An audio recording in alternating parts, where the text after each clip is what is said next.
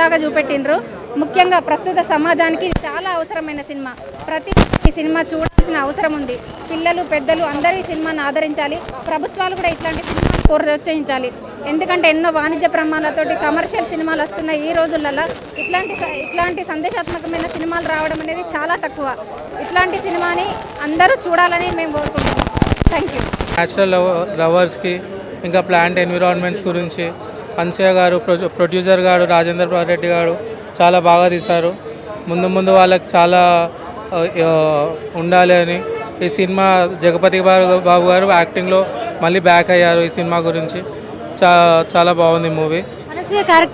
Anasuya character super, unbelievable. బాగుంది.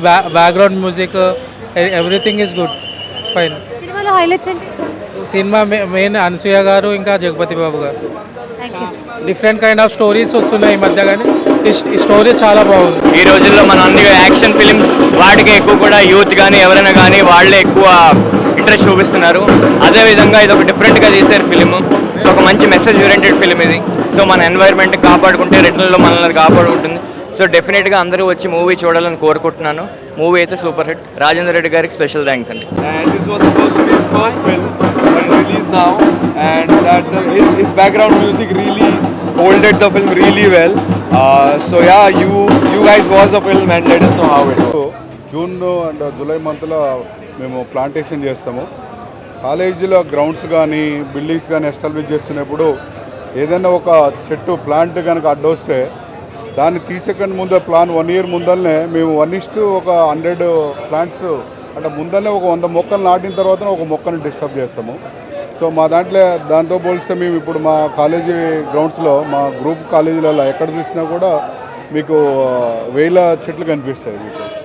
So మా బిల్డింగ్ని cover చేస్తున్నాయి. మా బిల్డింగ్లు కనపడకోకుండా చెట్లు అంత 60 feet 70 feet హైట్ ప్లాంట్స్ ఉన్నాయి మా కాలేజీలలో. అంటే సినిమాలో విన్నాము డైలాగ్స్ ద్వారా ప్రతి మనిషికి కొన్ని 1000 లీటర్ల ఆక్సిజన్ అవసరం ఉంది.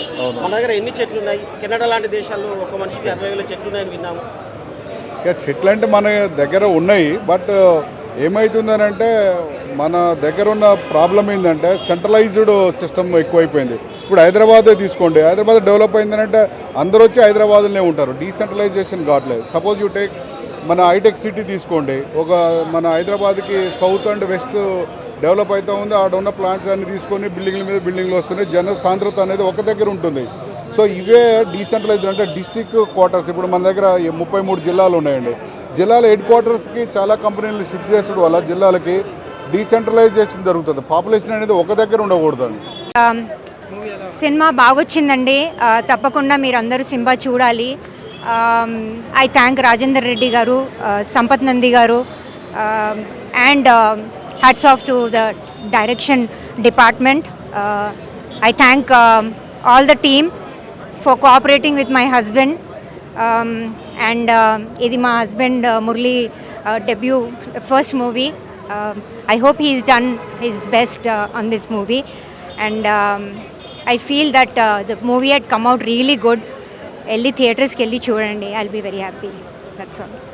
Meer cheppali, meer reviews ivvali.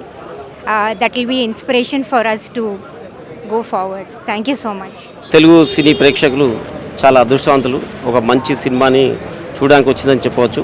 ప్రపంచంలోనే ఒక ప్రయత్నం. ఎందుకంటే మనము కొన్ని మాటలు వింటుంటాం, చెట్లు రక్షించాలి, చెట్లు పెంచాలి, వృక్షో రక్షతి రక్షితః. దాంతోపాటు జీవనదాన్ గురించి వింటుంటాం. దానికి దీనికి లింక్ అయినటువంటి science, thriller, action movie, love story కూడా ఉన్నటువంటి అన్నిటినీ టచ్ చేస్తూ ఒక మెసేజ్ ఓరియంటెడ్గా తీసినటువంటి సినిమా. అలాగే సైన్స్కి, సైంటిస్టులకి ఒక కొత్త సవాల్ విసిరినటువంటి సినిమా.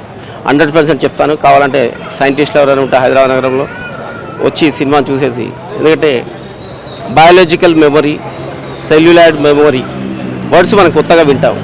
మనం అవయవ దానం చేస్తుంటాం జీవన్ ద్వారా.